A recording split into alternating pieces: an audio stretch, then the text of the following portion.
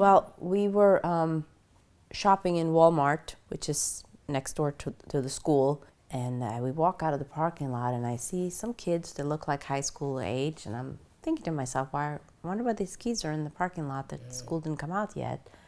And then as we walk closer to the school, we start seeing helicopters, and we hear sirens, and then we start seeing kids running and screaming. You know, it was like the end of the day. I was kind of like tired. I was ready to go home, and I wasn't like really paying attention. And then all of a sudden, I heard like 2 or 3 loud bangs in the hall, and we all kind of just like froze.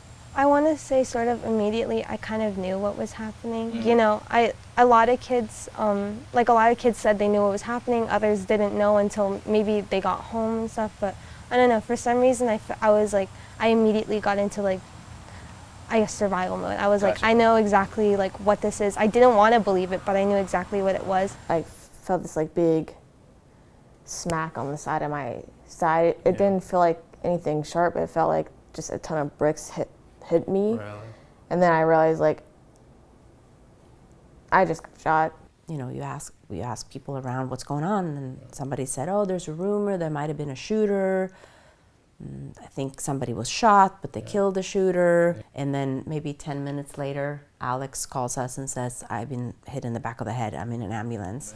It was painstakingly long. It felt like a really long time. I knew we were gonna get out of there, but I was just kind of like, I don't know when it's gonna happen. It felt like it could be the next day because that's how slow time was going. It felt kind of like time had like stopped. I didn't feel anything until I saw it, which I feel like that's always like the case if you're like, just in any case, if you're like injured or something and like you don't feel it until you see it, then you start feeling that immense pain. I was like panicked, and just the feeling like I got shot, like what am I gonna do?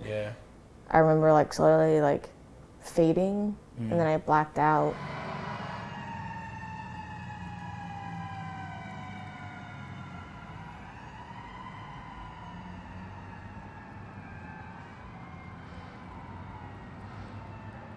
Well, I think initially when Alex called me and said he was injured, I think immediately you got that maybe like, okay, so I need to deal, I have an injured child, I need to deal with that. So kind of like you thought Nick must be okay.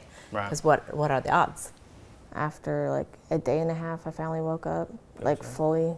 A lot of like fear, like waking up and not being able to talk, and then realizing that like the shooting actually happened. Just seeing my parents eventually, and then also just seeing all of my friends, whether it was that day or the next day, it just felt so good. Like I had never wanted to hug everyone more in my entire life. You know, I texted Nick a couple of times, and for some reason I texted him I love you, because I was getting worried, and I was feeling very worried, you know, I was feeling like this dark cloud. For a long time it's felt like it was like a dream, or it didn't really happen, but more recently it's become like more real, or like more vivid. A lot of times I feel guilty that like, oh, I was able to be released so quickly and sleep in my own bed that night while they had to stay in the hospital, but go through surgery, all these kinds of things. And I'm definitely most grateful. I'm very, very grateful, but with that there comes a lot of guilt for sure. It's also kind of healing for me, telling my story more and more, because the more I tell it,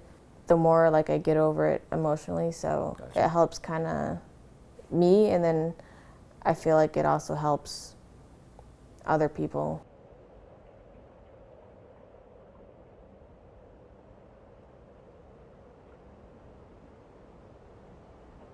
Yeah, they told us, oh, you go to the hotel because Nick might be there in that room. Right. And then when we found out, when we got there was no nobody in the with room. Kids. There was no kids there, It was heartbreaking. What do you mean there's kids in the room? There's nobody in the room. There's a lot of people started walking by us and looking at us, and you just could tell. We were sitting there waiting and waiting.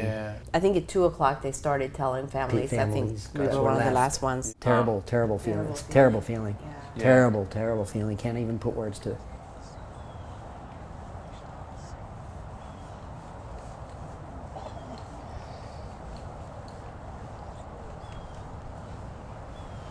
You feel so twisted inside because the worst thing in the world happened to us. We lost our son. And at the same time, you're supposed to be the most grateful person in the world because our son survived. The resiliency that he's shown, to find some normalcy as a soon-to-be 16-year-old. He enjoys fashion and music, and he has a girlfriend and friends, and it's just a testament to this inner spirit that he has. I don't know, it just impresses me that he's able to, do that for all that he's been through.